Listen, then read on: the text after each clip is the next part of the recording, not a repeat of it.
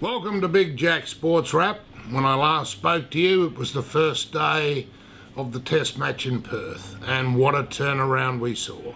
An inspired piece of bowling by Johnson, capturing 6 for 38, routed the Poms out. And for the first time all summer, there's great enjoyment amongst Australian cricket fans. And, you know, 7 days a long time in politics, it's a long time in cricket.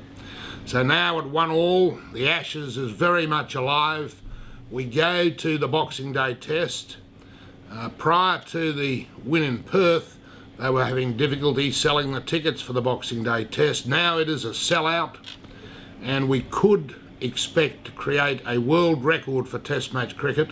The highest number of people ever been to a test match is just over 90,000 at the MCG, and everybody is now tipping that on Boxing Day will exceed that number. Well, who's going to play in the team? They won't play the 4 quicks. They'll play 3 quicks and the spin bowler Beer.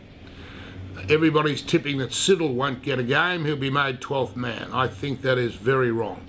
He's the only Victorian in the team. This is his home track. He knows the ground and the pitches very well. I think he should be playing, and Hilton House ought to be 12th man. You know, you think after that win that Australia are now favourites again, but I don't think they deserve it. The batting is very fragile. We had 2 great bowling performances, as I mentioned, by Johnson and Ryan Harris, and only 2 of our batsmen got going. That was Shane Watson and Mike Hussey. Ponting's out of form and got a broken finger. The other bloke, Clark's out of form. Hughes' technique's not good enough. So some of them have got to get some runs, because I don't think it's going to be it's no certainty one way or the other. Both teams have got some real champions, but there are weaknesses in both sides. I think it's going to be a great test match. And if you're around on Boxing Day, don't forget also that the Sydney Hobart Yacht Race starts and the Melbourne Hobart Yacht Race. But I think all the eyes will be on the MCG. The game is starting half an hour earlier at 10:30, so that everybody can watch it until stumps without the news interrupting. Channel 9 did a lousy job there at the test match in Adelaide when we couldn't see the last quarter of an hour.